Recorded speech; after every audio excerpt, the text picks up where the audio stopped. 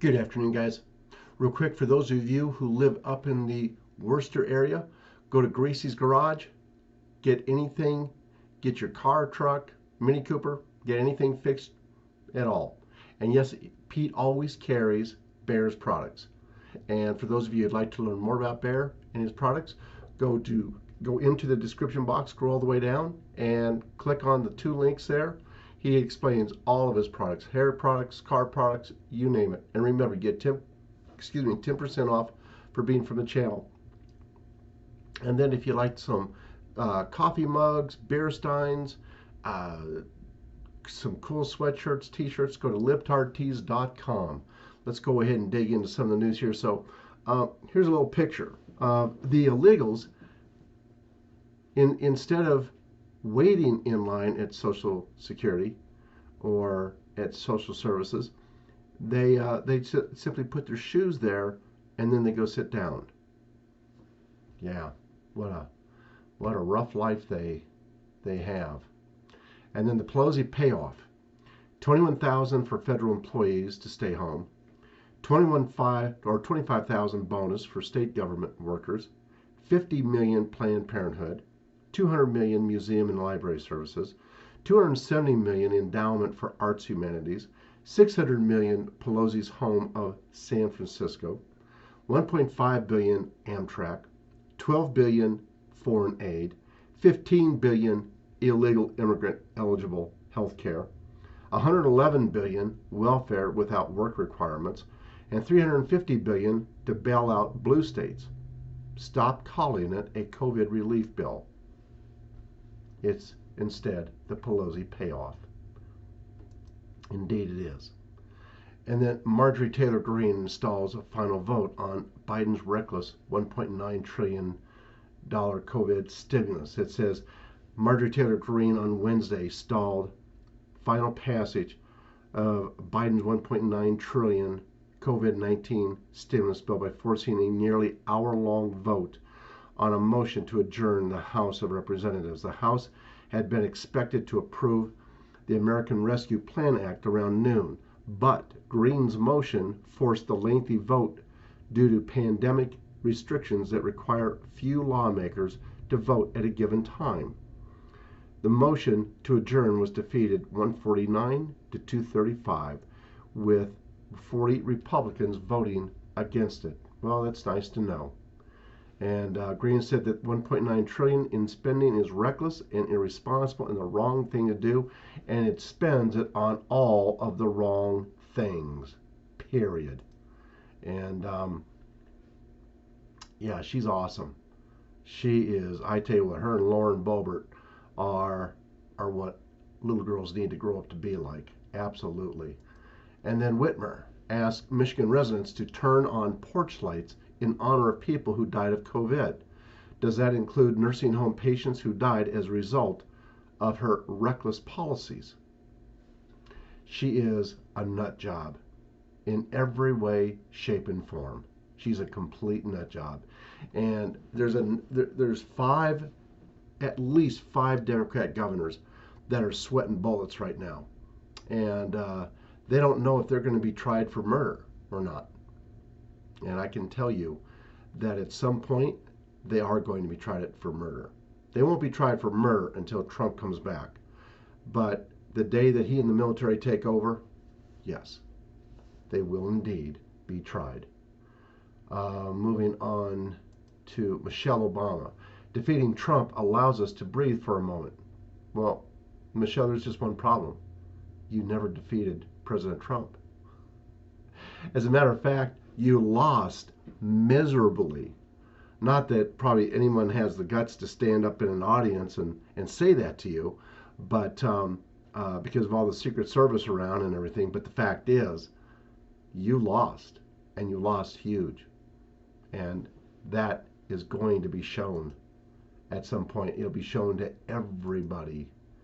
Moving on to Tulsi Gabbard shreds cancel culture.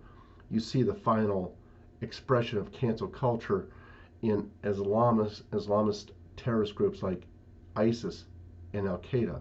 That's quite true. That's quite true. If they don't want you around, they just get rid of you. They kill you. No doubt about it. And then Biden's COVID plan closed schools and open borders. Yes, indeed. That's exactly what they want. And that's how they're going to destroy this country. They're going to destroy the young, and they're going to bring in migrants galore, millions and millions of them. And then My Pillow guy says he's launching big platform, not like Twitter, won't have to worry about YouTube anymore. It says first the pillow, then the sheets, then the blankets, mattress toppers, and autobiography, all of which he heavily promotes on TV. The he, of course, is My Pillow founder and CEO Mike Lindell. Now, after being suspended from Twitter in January, Lindell recently told conservative activist Charlie Kirk he's launching his own social media company. Lindell told the Turning Point USA founder and Fox News contributor that not one single person would be barred from using his social media platform, which he said he's been working on for years, as reported by the Daily Caller. And by the way, Brenda just canceled her Kohl's account. And when asked why, she said, because you canceled Mike Lindell, I'm canceling you. And Lindell told Kirk during Kirk's podcast on Friday that his site, which he claims will rival Twitter and YouTube, will be launched within weeks. It's not like just a Twitter platform, Lindell said. What we're going to do, it's going to take 4 or 5 weeks. We're going to have this platform coming out that all the influencers in this country will be able to go to and not worry about YouTube and actually be able to talk. So what we're doing, we're launching the big platform so all the voices of our country can come back and start telling it like it is again. Every single influencer person on the planet can come there. You're going to have a platform to speak. It's not just a little Twitter platform. The question is, will it really happen? And on what scale, if it does? Lindell was kicked off Twitter in January. Well, we're going to find out. Something tells me he's not doing it on his own. And so just be aware. And yes, I will be on there. Absolutely. If it's a very easy platform to use, I will be on it. Written in hell by the devil himself, Mike Lee warns of H.R. 1 and how Dems will grab power for decades if it passes. Well, they'll grab it forever. I mean, if you can cheat on the election, I mean, look at how they cheated to get the presidency. And I know they don't have it. I get that. But what if Trump and them were to stand down? Well, we're toast. Then we have civil war. That's what we have. Which is why he's not standing down, and the military is not going to stand down. If you look at all of the facts, if you really look at them, what you realize, number one, the military don't recognize Biden as the president, but rather Trump.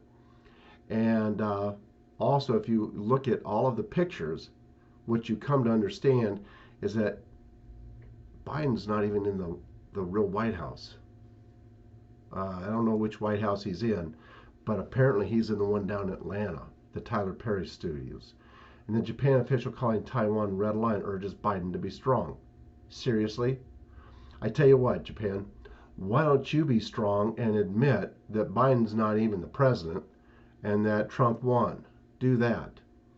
Biden executive order requires taxpayers to fund gender transition surgeries.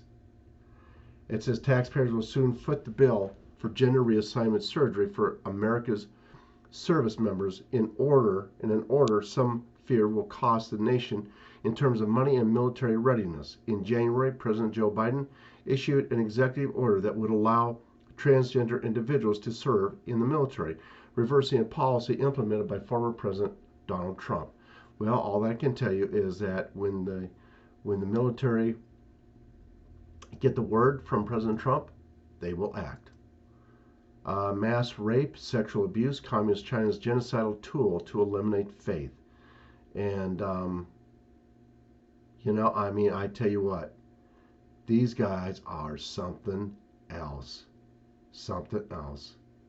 And, you know, as the world is celebrating International Women's Day, let's not forget the horrifying abuses that mothers and sisters and even grandmothers are subjected to in the land of communist China. Now, one of the things that we know is going on over there is that there's a real awakening, just as there is here and everywhere else, and people are waking up to the horrible abuse that the communist Chinese regime has been doing to its children. Arkansas Governor Asa Hutchinson signs bill banning most abortions. Good, good. And then Don Jr. watches most recent confused Biden video, and his reaction isn't what you'd expect. No, he actually feels sorry for the guy.